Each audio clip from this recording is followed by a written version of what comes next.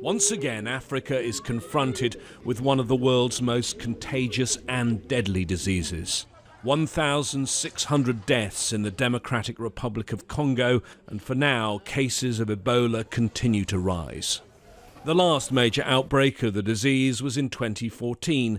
Then the UN set up a special mission, the United Nations Mission for Ebola Emergency Response, or UNMEER. Tony BANBURY was the UN official in charge. He's been watching the response to the latest outbreak with frustration. We need a much more comprehensive response. And until that happens, until there's political leadership, until there's crisis operations leadership on the ground, we're just going to see the current Ebola crisis in the DRC get worse.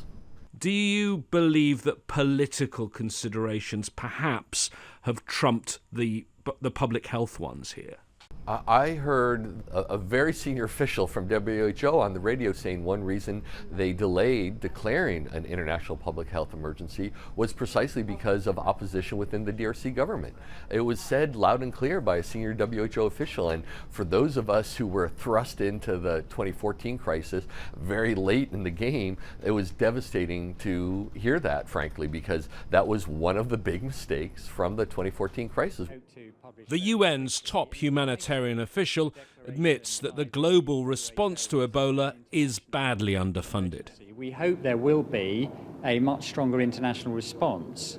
One of the things I have been noting is that the response, I think, to the last Ebola outbreak, which attracted this status from WHO, involved something like $2 billion.